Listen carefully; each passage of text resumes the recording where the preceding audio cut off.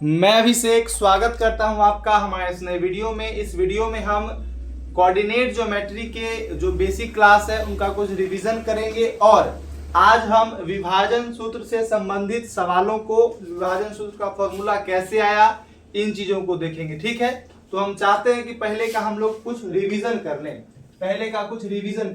हमारे जो चैप्टर का नाम है वो क्या है? वो निर्देशांक ज्यामिति।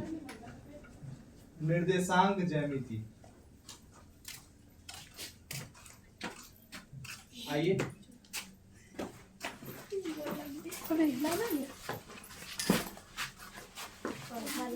निर्देशांक ज्यामिति हमारे चैप्टर का नाम है। अंग्रेजी में इसको कहते हैं कोऑर्डिनेट ज्योमेट्री।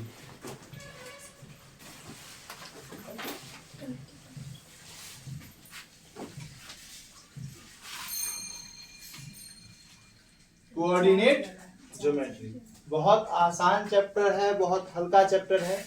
देखते हैं, जैसे एक बिंदु है x1,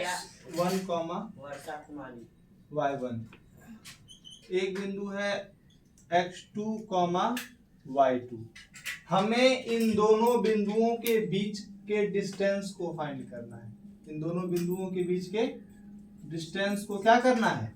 फाइंड करना है। इन दोनों बिंदुओं के बीच की दूरी को निकालना है। तो हम कैसे निकालते हैं? कौन से फॉर्मूले से? दूरी डिस्टेंस, दूरी सूत्र से, डिस्टेंस फॉर्मूला से। डिस्टेंस आ जाइए। डिस्टेंस बराबर क्या हो जाता है? x2 माइनस x1 का whole square plus y2 minus y1 का होल स्क्वायर। कुछ ऐसा हो जाता है क्या? हाँ, ठीक है, ऐसा होता है। और यदि हमें मूल बिंदु से दूरी निकालनी होती है, तो मूल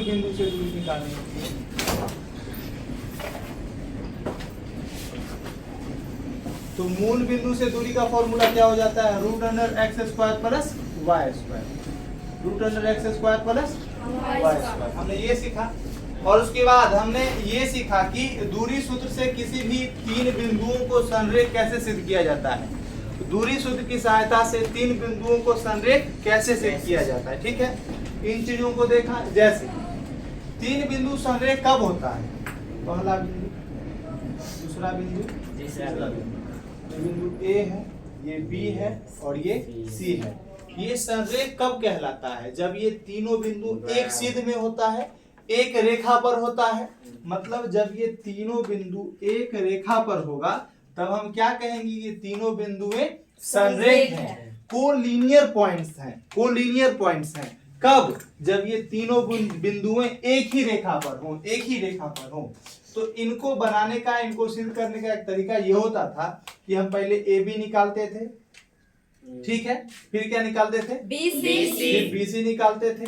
और A प्लस BC जो होता था वो AC के बराबर हो जाता था। ऐसा बात हो जाता तो हम कहते थे कि जो तीन बिंदु है, बिंदु A, बिंदु B और बिंदु C क्या है? संरेख। कुछ ऐसा बात। और हमने एक और देखा कि एक बिंदु A है और एक बिंदु B है जो बिंदु P से समदूरस्थ है। क्या है?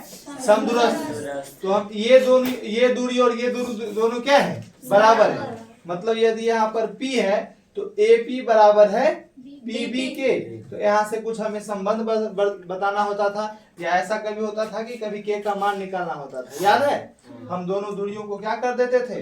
बराबर कर देते थे। कभी संबंध निकालना होता था तो कभी K का मान निकालना। यहाँ पर K को 4 दे दिया, यहाँ पर कुछ दे दिया, यहाँ पर कुछ दे दिया, तो वहां से K का मान निकालना होता था। ठीक है, हमने इन सब चीजों के, ऐसे सवालों को आराम से बहुत समझते हुए डिस्कस कर लिया है, खत्म कर लिया है। अब हम इसके बाद हमने त्रिभुज को सिद्ध करने का चीज देखा। त्रिभुज कितने प्रकार के?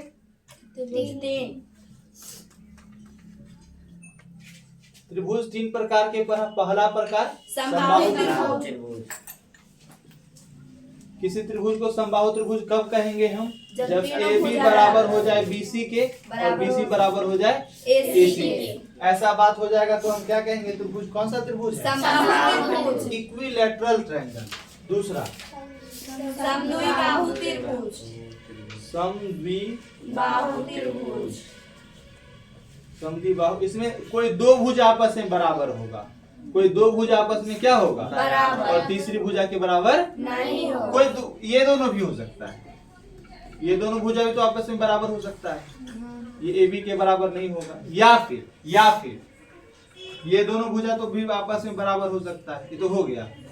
ए बी और ए सी भी तो आपस में बराबर हो सकता है, ए बी बराबर ए सी हो जाएगा, लेकिन बराबर नहीं होगा बी सी के। तो ऐसा कंडीशन रहेगा तो कौन सा त्रिभुज आ जाइए, कौन सा त्रिभुज हो जाएगा वो समद्वि बाहु त्रिभुज। और तीसरा एक होता है कौन सा त्रिभुज, विषम बाहु त्रिभुज। जब तीनों भुज आपस में बराबर ना हो, जब तीनों भुजा मतलब ए बी बराबर ना हो बी सी के, बी सी बराबर ना हो AC के, तो जो त्रिभुज बनेगा कौन सा त्रिभुज, विषम बाहु त्रिभुज। इन सब चीजों को हमने बहुत अच्छे तरीके से डिस्कस कर लिया है ना। अब आइए, अब हमने कुछ चतुर्भुज के बारे में भी पढ़ा, चतुर्भुज क्वाड्रिलेटरल।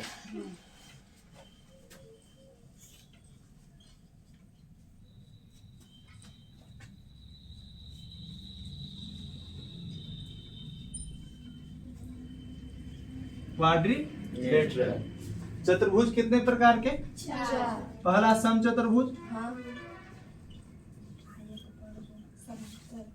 समचतुर्भुज कब कहेंगे बुआ, अच्छा चतुर्भुज समझते हो ना, चार भुजाओं वाली बंद आकृति को चतुर्भुज कहते हैं, चार भुजाओं वाली बंद आकृति को चतुर्भुज कहते हैं। तो चतुर्भुज का चार प्रकार, पहला है समचतुर्भुज। समचतुर्भुज कब होता है, जब ए बी बराबर हो जाए बीसी के, भुजा बीसी बराबर हो जाए सीडी के और सीडी बराबर हो जाए AD के। तब जो चतुर्भुज बनेगा वो कौन सा चतुर्भुज बनेगा, समचतुर्भुज बनेगा। जैसे ये कोई आकृति है, ये कोई चतुर्भुज है, A B C sorry C और डी, तो ए बी बराबर बी सी बराबर सी डी और बराबर ए डी।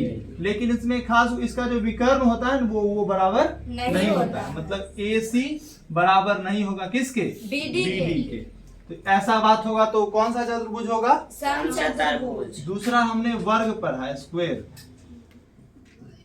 वर्ग कब होता है, जब ए बी बराबर बी सी बराबर सी डी बराबर AD और उसका विकर्ण भी आपस में बराबर होता है, मतलब ए सी बराबर किसके, बी डी के। जब ऐसा बात होता है तो क्या होता है, चतुर्भुज एक वर्ग हो जाता है। जब ऐसा कंडीशन फॉलो होगा तो चतुर्भुज जो रहेगा वो क्या हो जाएगा, वर्ग हो जाएगा। इसके बाद हमने क्या पढ़ा, समांतर चतुर्भुज। इसके बाद हमने समांतर चतुर्भुज को पढ़ा। इसमें क्या होता है कि सामने सामने वाली भुजा बराबर होती है, सामने सामने वाली भुजा बराबर होती है, मतलब ए बी बराबर होगा डी सी के या फिर सी डी के, और बी सी बराबर होगा ए डी के, किसके, ए डी के। और विकर्ण इसमें बराबर नहीं होगा, मतलब ए सी बराबर नहीं होगा किसके, बी डी के। और चौथा होता है आयत। क्या होता है, आयत। आयत मतलब रेक्टेंगल। आयत में भी आमने सामने की भुजा क्या होती है, बराबर होती है। आमने सामने की भुजा तो ए बी बराबर सी डी, और ये और जो ए डी है, जो ए डी है वो बराबर होगा किसके, बी सी के, किसके, और इसका विकर्ण भी आपस में बराबर होता है, मतलब ए सी बराबर होगा किसके, बी डी के। तो ऐसा जब रूल रेगुलेशन फॉलो हो जाएगा तब हम क्या कहेंगे, वो जो चतुर्भुज है वो क्या है, आयत है। तो हम लोगों ने इतना पढ़ लिया है और हमने ये भी डिस्कस किया कि डिस्टेंस फॉर्मूला कैसे आया। मैं फिर से एक बार बताने का प्रयास करूं कि डिस्टेंस फॉर्मूला कैसे आया, तो ध्यान से देखिएगा, ध्यान से देखिएगा। ये है y अक्ष और ये है x अक्ष, है ना। हम मान लेते हैं यहाँ पर कोई बिंदु है x1, y1 हो सकता है, यहाँ पर कोई बिंदु है x2, हो सकता है। एक बात बताइए, हमने क्या कहा था कि किसी भी बिंदु का x अक्ष से दूरी y का निर्देशांक होता है और किसी भी बिंदु का y अक्ष से दूरी x का निर्देशांक होता है। मतलब जिस अक्ष से पूछेगा, जिस एक्सिस से पूछेगा, जस्ट उसका अपोजिट लेना है, जस्ट उसका अपोजिट लेना है। यदि x अक्ष से पूछेगा तो y का यदि x अक्ष से पूछेगा तो y का निर्देशांक और y अक्ष से पूछेगा तो x का निर्देशांक। ठीक है, एक बात बताइए कि इस बिंदु का ये दूरी क्या है, एक्स अक्ष से दूरी क्या है? y1 है। आए?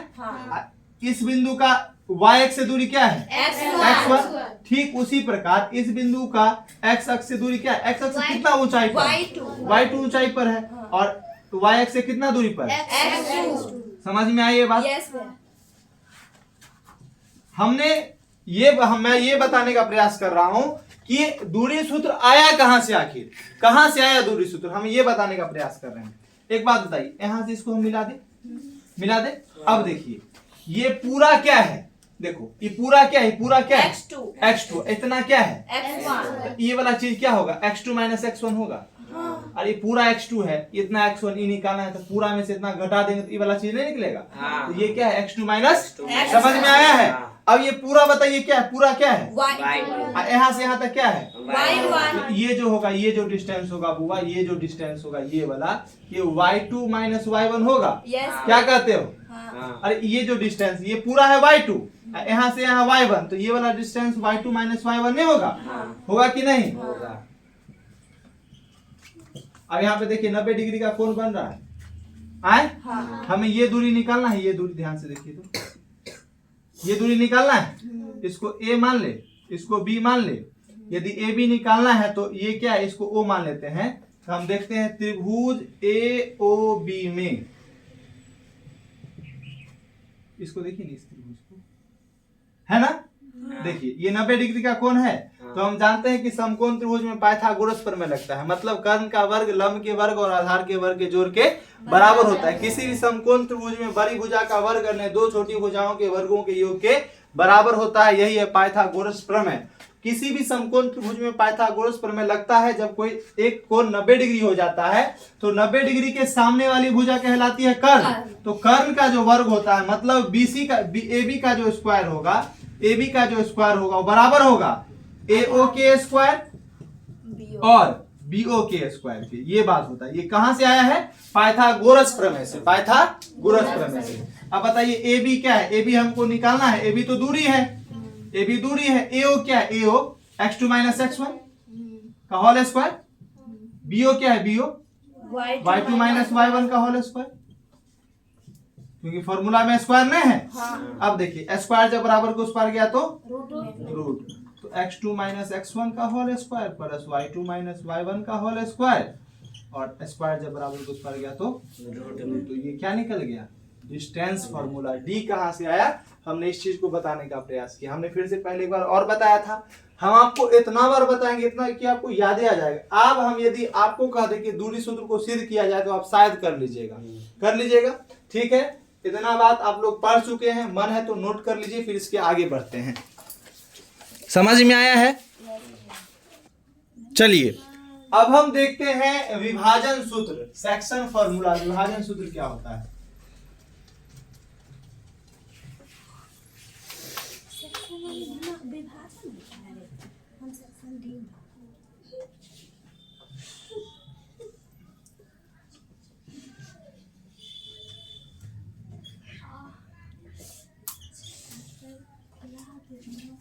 Section formula. सेक्शन फॉर्मूला क्या होता है? देखिए होता क्या है, मान लीजिए ये कोई रेखा है ए और बी, तो इस ए बी रेखा को ना हुआ कोई बिंदु मान लेते हैं, इसका कोऑर्डिनेट है x1, y1, इसका कोऑर्डिनेट है x2, y2। तो अब इस रेखा को ना कोई बिंदु बीच से बांटने का काम करेगा, विभाजित करेगा। कोई बिंदु बीच में क्या करेगा? इसको मान लेते हो बिंदु P है जो इसको 2:1 में विभाजित कर रहा है। ऐसा हो सकता है? हो सकता है। तो इसी दो को मान लिया गया M1 और इसको मान लिया गया M2।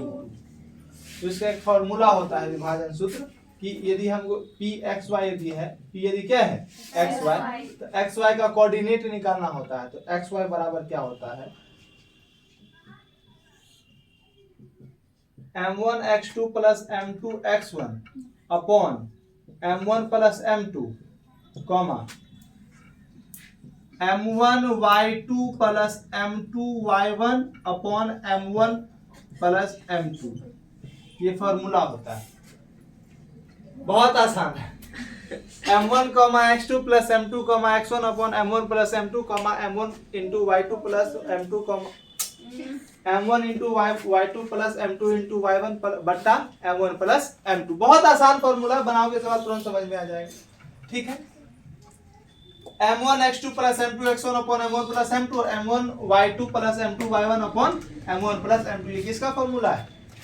जब किसी रेखा को कोई बिंदु बीच में क्या करे? विभाजित करे। इसको कहते हैं अंतः विभाजन, क्योंकि रेखा के अंदर विभाजन किया है ना, इसलिए इसको क्या कहते हैं? अंतः विभाजन। हमारे बुक में अंतः विभाजन से रिलेटेड ही सवाल है ना।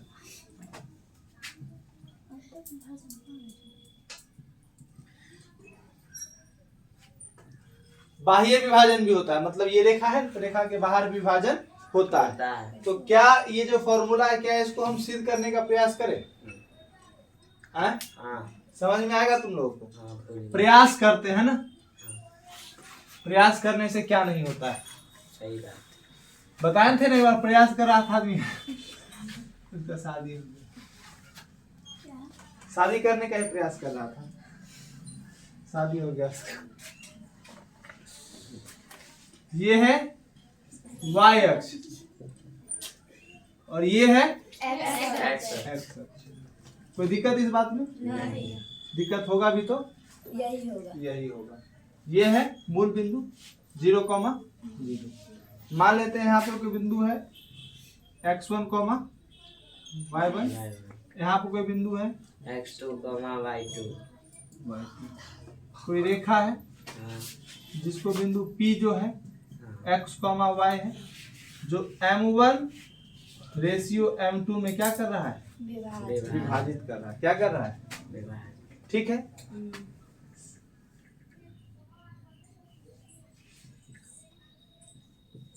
बताइए, x, ये x अक्ष है, तो इस बिंदु का x अक्ष से दूरी क्या हो जाएगा? यहाँ से x1। ध्यान से बोलते चलिएगा, ठीक है। ये क्या हो जाएगा? x1। ये बात समझ में आया है? इस बिंदु का दूरी क्या हो जाएगा? y2। y है सिर्फ, मारेंगे ठीक कर देंगे। इस बिंदु का x। x।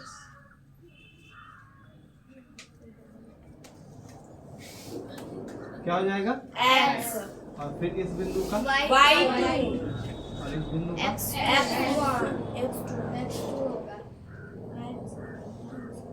क्या हो जाएगा?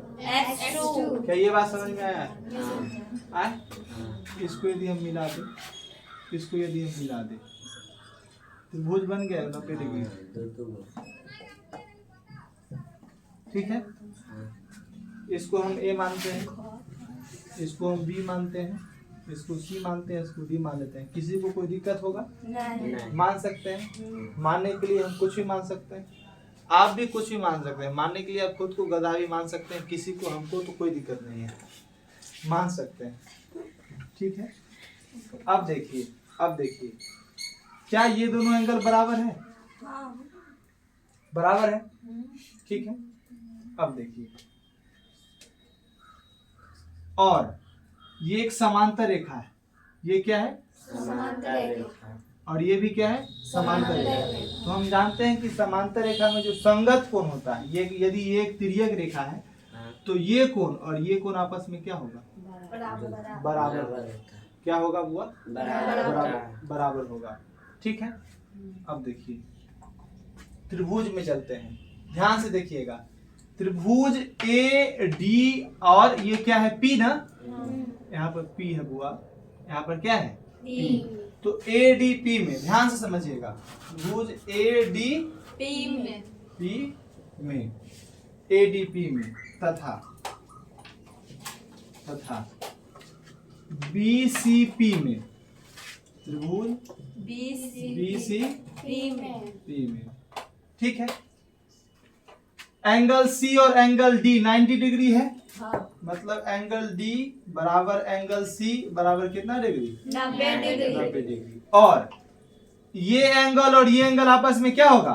अरे जब एक जो समांतर रेखा होती है ना, इसको जब तिर्यक रेखा को काटती है तो ये कोण और ये कोण आपस में क्या होता है? बराबर। इसको कहते हैं संगत कोण। क्या कहते हैं? Corresponding angle. तो देखो तो ध्यान से, यदि एक तिर्यक रेखा है, ये एक देखो समांतर रेखा है, और यदि तिर्यक रेखा है तो ये कोण और ये कोण आपस में देखो उसी तरीके का नहीं है, उसी तरीके का नहीं है, तो ये कोण और ये कोण आपस में क्या होगा, बराबर होगा। इसका मतलब इस एंगल का क्या नाम है, पी, बी पी और सी, मतलब एंगल बी पी सी बराबर होगा एंगल पी ए बी या डी ए पी के। पी ए डी लिखिए, एंगल पी ए डी कहां से, संगत कोण से। कहां से बुआ, संगत कोण से। समझ में आया हर्षिता, संगत कोण से। अब देखो हम जानते हैं कि कोई भी त्रिभुज का यदि दो कोण बराबर हो जाता है ना, तब तीसरा कोण ऑटोमेटिक बराबर हो जाता है। कैसे, देखिए मान लीजिए एक त्रिभुज का एक कोण है 90 डिग्री। अच्छा, दुनिया में साथ जितना भी त्रिभुज है, सब त्रिभुज के साथ तीनों कोणों का योग क्या होता है, 90 डिग्री, 180 डिग्री। त्रिभुज के तीनों कोणों का योग क्या होता है,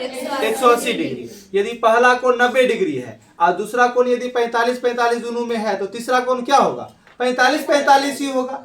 मतलब यदि किसी दो त्रिभुज का दो कोण, यदि किसी दो त्रिभुज का दो कोण आपस में बराबर हो, तो तीसरा कोण ऑटोमेटिक बराबर हो जाता है। ये बात आपको याद रखना है। फिर से सुनिए, यदि किसी भी त्रिभुज का दो कोण आपस में क्या हो जाए बराबर, तो तीसरा कोण अपने आप बराबर हो जाता है, ऑटोमेटिक बराबर हो जाता है। ठीक है, और जब किसी तीन त्रिभुज का तीनों कोण आपस में बराबर हो जाए, तो त्रिभुज क्या हो जाता है, समरूप हो जाता है। त्रिभुज क्या हो जाता है, समरूप। यहां से जब दो कोण बराबर हो गया, तो त्रिभुज एडीपी, ये लोग देखो E9 से इसके आगे जो त्रिभुज का चैप्टर है ना, या 9th में आप लोग पढ़े होइएगा कि सर्वांग समता या समरूपता, तो समरूपता में ये सब बात बताया गया होगा कि त्रिभुज एडीपी समरूप हो गया किसके, त्रिभुज बीसीपी के, त्रिभुज बीसीपी के। और जब कोई दो त्रिभुज समरूप हो जाता है, तब उसकी भुजाएं समानुपाती हो जाती है। भुजाएं क्या हो जाती है, समानुपाती। अब समानुपाती कहने का क्या मतलब, आधार आधार के समानुपाती हो जाएगा, लंब लंब के समानुपाती हो जाएगा, और कर्ण कर्ण के समानुपाती हो जाएगा। ये बात होता है, कर्ण कर्ण के समानुपाती हो जाएगा। अब हम देखते हैं कि क्या बात है। यदि हमको ये भुजा निकालना है, तो ये पूरा क्या है, x2, ये पूरा क्या है, पूरा x है। अरे यहाँ से यहाँ डिस्टेंस x में है, और ये क्या है, x1। तो ये निकालना है तो x माइनस x1, और यदि ये निकालना है तो ये पूरा y है, y में से y1 क्या कर देंगे, घटा देंगे। ठीक है। और यदि ये निकालना है तो ये निकालना है तो पूरा क्या है, y2, और y2 में से y क्या कर देंगे, घटा देंगे, तो y2 माइनस y। और ये जो डिस्टेंस होगा, ये वाला डिस्टेंस, ये पूरा है x2, और x2 में से x क्या कर देंगे, घटा देंगे, तो x2 माइनस x। तो ये बात समझ में आया है। अब देखिए, मतलब अब आधार को आधार के समानुपाती करते हैं, मतलब x माइनस x1 बट्टा उधर क्या है, x2 माइनस x1 बराबर होगा, लंब को लंब के समानुपाती करते हैं, y माइनस y1 बट्टा में y2 माइनस y1 बराबर m1 बट्टा m2, m1 बट्टा m2। अब देखिए, अब एक बार इसको इसके बराबर करते हैं, ठीक है।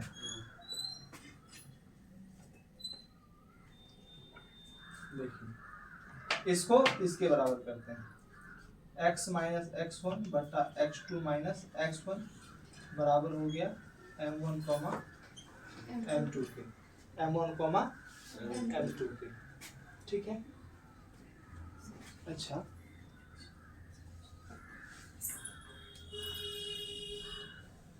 ठीक है। यदि हम क्रॉस गुना कर दे दोनों तरफ, क्रॉस क्या कर दे, गुना। देखिए, x को m2 से करेंगे तो x m2 हो जाएगा, इसको इससे करेंगे तो x1 m2 हो जाएगा। अरे x को m2 से किए तो x m2 हो गया, x1 को m2 से करें तो x1 m2, और बराबर x2 को m से करें तो x2 m, और x1 को m से करेंगे तो माइनस का x1 m1 है यहाँ पर m1 है ना। अच्छा, जहाँ जहाँ देखो गलती कर दी है, ठीक है ना, यहाँ पर भी m1 होगा, और यहाँ पर भी क्या होगा, क्योंकि x2 को m1 से गुना करेंगे तो x2 m1, और x1 को m1 से गुना करेंगे तो x1 m1। कोई दिक्कत नहीं। अब हम क्या करते हैं, यहां से जो सेम जाति कोई मिल रहा है क्या, सेम जाति कोई मिल रहा है क्या? हाँ। कौन सा M2 आए? XM2 कुछ नहीं मिला। कुछ भी नहीं मिल रहा, कुछ भी नहीं मिल रहा। ऐसा करते हैं कि हम देखिए यहाँ पे हम x है, xm2 का मान निकालते हैं, xm2 का मान निकालते हैं, हो जाएगा x2m1 माइनस x1m1 और ये उधर जाएगा तो प्लस x1m2। ठीक है, अब हम आगे देखते हैं कि आगे क्या कहा जा रहा है। ठीक है, अब आगे ध्यान से देखिए। देखिए हम लोगों ने गलती करा है। गलती कहाँ करा है? यहाँ पर हमने जब त्रिभुज को समरूप कहा तो भुजाएं समानुपाती हो गई, मतलब x1 minus x minus x1 जो होगा इसके समानुपाती होगा x2 माइनस x के ना। हम लोग यहाँ पे x2 माइनस x1 लिख दिए तो यहाँ पे क्या होगा? x होगा। ठीक है, अब इसको इससे गुना कर रहे थे हम लोग, सॉरी इसको पहले इसके बराबर किए, यहाँ पर है x, सिर्फ यहाँ पर सिर्फ x है। अब देखिए इसको इधर गुना कर दिए। ठीक है, x2 के m1 के x2 m1 और x को m1 से करेंगे तो x m1 होगा। क्या होगा? x m1। अब देखिए अब बन जाएगा, अब बन जाएगा, ये x m2 है, वो वाला चीज इधर आएगा तो प्लस x m1 हो जाएगा, हो जाएगा। इधर x2 m1 है, x2 m1 है और माइनस वाला चीज बराबर को उस पर जाएगा तो प्लस में ये चीज हो जाएगा। यहाँ से x कॉमन हो सकता है क्या? ध्यान से देखो तो हाँ x कॉमन हो जाएगा। हाँ m1 प्लस m2 लिख दे इसको, M2 प्लस M1 इसको m2 प्लस m1 है तो m1 प्लस m2 नहीं लिख सकते हैं इसको? बिल्कुल लिख सकते हैं, बराबर। अब देखो x1 m2 है, m2 x1 है, इस चीज को पहले लिख दे, इसको यहीं पे रहने दे, क्योंकि हमको कौन सा फार्मूला लाना है? m1 x2, तो पहले m1 x2 वाला लिखेंगे। m1 x2 वाला कौन है? यही है ना। तो m1 को पहले लिख दे, x2 को बाद में लिख देते हैं। तो m1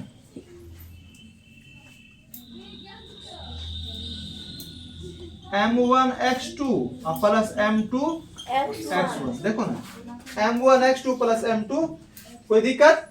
यहाँ से यदि x का मान निकालना चाहे तो m1 x2 plus m2 x1 और बट्टा में m1 प्लस m2। देखो क्या यही चीज आया? x वाला ये चीज नहीं आया, पहलुका वाला तो x होता है और बाद वाला क्या होता है? Y।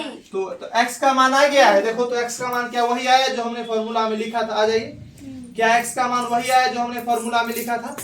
अब एक बार इसको इसके बराबर कर दीजिए, y माइनस y1 बट्टा में y2 माइनस y को m1 बट्टा में m2 के बराबर कर दी। इसको इससे गुना कीजिए तो क्या हो जाएगा? m2y माइनस m2y1 बराबर m1y2 माइनस m1y। अब m1y को इधर ले आओ, m2y प्लस m1y, ये वाला चीज इधर आ गया और m1y2 माइनस वाला चीज उधर गया तो m2y1। कोई दिक्कत? यहाँ से फिर y कॉमन हो गया तो m1 प्लस m2 बचेगा। ठीक है, और हमको फॉर्मूला में क्या लाना है देख लेते हैं। m1y2 लिखा हुआ m1y2 प्लस m2y1, और यदि यहाँ से यदि y का मान निकालना चाहोगे तो गुना में है, बराबर किस पर आ जाएगा? तो बट्टा में आ जाएगा m1y2 प्लस m2y1 और बट्टा में क्या आ जाएगा? m1 plus m2। देखिए आ गया फॉर्मूला, y का मान ये आ गया, x का मान ये आ गया, तो पहले वाला x का मान है, बाद वाला किसका मान है? y का मान। तो सिद्ध हो गया फॉर्मूला। आशा करते हैं आपको समझ में। एक बार और से फिर से बता दे, एक बार और, ठीक है एक बार और बता देते हैं। देखिए हमने विभाजन सूत्र को देखा। विभाजन सूत्र क्या होता है? m1 x2 plus m2 x1 upon m1 plus m2 m1 y2 plus m2 y1 upon m1 plus m2। ये एक सेक्शन फॉर्मूला होता है, विभाजन सूत्र होता है। विभाजन सूत्र को सिद्ध कैसे किया जाए, सिद्ध करने से रिलेटेड आपके एग्जाम में कोई भी सवाल नहीं आएगा, लेकिन हमने आपके एक्स्ट्रा जानकारी के लिए कोई भी फॉर्मूला कहाँ से आता है ये विद्यार्थी को, मुझे ऐसा लगता है कि विद्यार्थी को ये चीज जानना चाहिए कि कोई फॉर्मूला ऊपर से तो भगवान ने दे देते हैं, इंसान ने फॉर्मूला खुद बनाया होता है। इंसान ने यदि बनाया तो हम उसको जो फॉर्मूला समझने लायक है, जो विद्यार्थी समझ सकता है, हम जरूर उसको समझाएंगे, बिल्कुल समझाएंगे। और हमने समझाने का प्रयास किया। हमने एक तल लिया, इसमें हमने एक बिंदु x1, y1 माना, एक बिंदु A x1, y1, एक बिंदु B x2, y2, जिसके बीच में कोई बिंदु P है x, y, जो इस रेखा को m1 अनुपात m2 में क्या कर रहा है, बांट रहा है। ठीक है, बांट रहा है। अब देखिए, तो इस बिंदु का y अक्ष से दूरी क्या है, x1 है, x1 लिखे, और इस बिंदु का x अक्ष से दूरी क्या है, y1 है। ठीक उसी प्रकार इस बिंदु का x, y बिंदु है, x, y, तो x, y का x अक्ष से दूरी क्या है, y, इसलिए इसको देखो, इस पूरे को y लिखे, क्या लिखे हैं, y, और इस पूरा, ये पूरा क्या हो जाएगा, y अक्ष से दूरी क्या हो जाएगा, x, और ठीक उसी प्रकार इस बिंदु का भी x2, y2 बिंदु का x अक्ष से दूरी हो जाएगा y2, और इसका जो y अक्ष से दूरी हो जाएगा x2 हो जाएगा, क्या हो जाएगा, x2। अब हमें ये रेखा था, हमें क्या निकालना था कि इसका कोऑर्डिनेट क्या है, तो हमने क्या किया कि इसको इससे मिलाया, इसको इससे मिलाया, इसको इससे मिलाया, इसको क्यों मिलाया अभी तुरंत समझ में आ जाएगा। हमने ऐसा मिलाने के बाद हमने क्या देखा कि दो त्रिभुज बन रहा है, एक त्रिभुज बन रहा है ADP और दूसरा त्रिभुज बन रहा है BCP। इस त्रिभुज में हम क्या देख पा रहे हैं कि ये कोण और ये कोण कितना डिग्री है, 90 डिग्री, और ये जब कोई समांतर रेखा हो जाएगी तो ये हो जाएगी तिर्यक रेखा, क्या हो जाएगी, और तिर्यक रेखा में जो संगत कोण होता है वो आपस में क्या होता है, बराबर, मतलब ये कोण और ये कोण भी आपस में बराबर हो जाएगा। तो इस त्रिभुज में देखो ई कोण बराबर हो गया, ई कोण बराबर हो गया, तो तीसरा कोण ऑटोमेटिक क्या हो जाता है, बराबर। और जब किसी दो त्रिभुज का तीनों कोण आपस में बराबर हो जाए तो त्रिभुज क्या सा त्रिभुज क्या कहलाता है, समरूप हो जाता है, त्रिभुज क्या हो जाता है, और जब दो त्रिभुज समरूप हो जाता है तो उसकी भुजाएं समानुपाती हो जाती है। तो यहाँ से दो त्रिभुज समरूप हो गया, और समरूप होने से भुजाएं समानुपाती हो गई, मतलब जो भुजा का अनुपात होगा वो एक ही निकलेगा, मतलब ये आधार है, आधार x1 माइनस, देखिए अब x माइनस x1 कहाँ से आया था, ये पूरा क्या है, x है, ये पूरा x है, ये पूरा x1 है, इसको निकाला है तो पूरा में इतना घटा देंगे तो x माइनस x1 नहीं निकलेगा। ये पूरा देखो y है, इतना देखो y1 है, तो इस पूरे में से y1 वाला घटा देंगे तो खाली y माइनस y1 नहीं निकलेगा। अब इसको देखो, ये पूरा क्या है, y2 है, यहाँ से यहाँ तक देखो y है, तो पूरा में से y वाला घटा देंगे तो y2 माइनस y1 इतना निकलेगा। ये पूरा x2 है, यहाँ से यहाँ तक देखो x है, तो पूरा में से इतना चीज घटा देंगे तो x2 माइनस x निकलेगा। अब देखिए, मतलब अब ये हो गया, अब भुजाएं समानुपाती हो जाती है, मतलब आधार बटा आधार, तो आधार है x माइनस x1, इसका आधार है x2 माइनस x, इसलिए x माइनस x1 और उधर x2 माइनस x, आधार समानुपाती हो गया। अब लंब को समानुपाती करेंगे, तो लंब क्या है, y माइनस y1, और इसका लंब क्या है, y2 माइनस y1। तो देखो y माइनस y1 लिखे यहाँ से, और इसका लंब क्या हो गया, y2 माइनस y1, और इसका कर्ण है m1, इसका कर्ण है m2, क्या कर दिए, समानुपाती। एक बार इसको इसके बराबर कर दिए तो x माइनस x1 बटा x2 माइनस x बराबर हो गया m1 बटा m2 के, और क्रॉस गुना कर दिए, x को m2 से किए तो x m2 minus x1 m2 हो गया, गुना किए तो x2 को m से किए तो x2 m1, और x को m1 से किए तो x m1। अब इस x m1 को बराबर किस पर ले आए, x m2 plus x m1 बराबर x2 m1 है ये वाला, और इस वाला माइनस x1 इंटू m2 को बराबर उस पर ले गए तो माइनस वाला चीज किसमें हो गया, प्लस में। यहाँ भी x, यहाँ भी x कर लिए क्या, कॉमन, तो यहाँ से बचा m1 प्लस m2 बराबर है m1 x2 plus m2 x1 के, वही बात लिख दिए हैं।